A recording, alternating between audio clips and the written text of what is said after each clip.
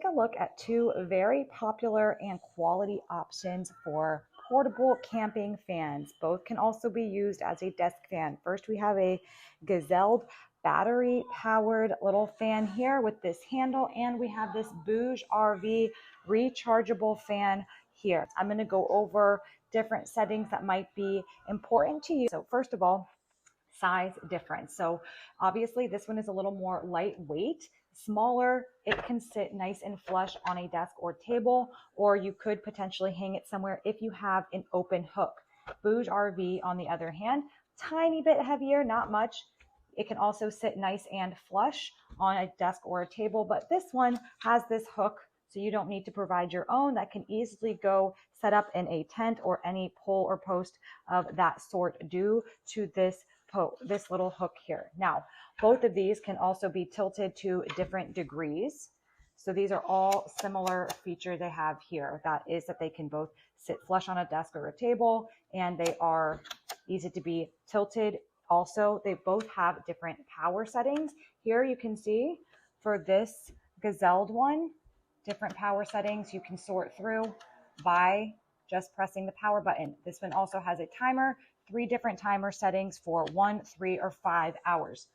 In addition, this one also on the back here, once you turn it on, you have a few more settings here. So there are a little bit more options with this BougeRV one, including a cute little light, 4 different power settings versus 3, and timer settings, everything controlled back here. You can do up to 8 hours on the timer setting. This one also, of course, you can change the light. So that is one difference. You can use this one as a power bank. That is a major plus to this one right here. It doesn't have to be plugged in to work, and you can use this USB-C as a power bank. That was a setting I was not expecting, but yes, if you are camping and this is fully charged and your battery runs out of power, you can even use this fan to charge your phone.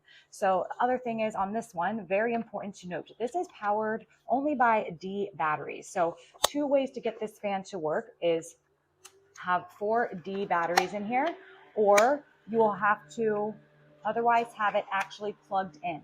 So it can work with just a charger by plugging it in on the side, but the bottom here has 4 D batteries. Now, for some people, that might be a major con. However, let's talk about battery life. With the D batteries, on the low setting, this is going to give you over 200 hours of runtime on the low setting. That is absolutely amazing.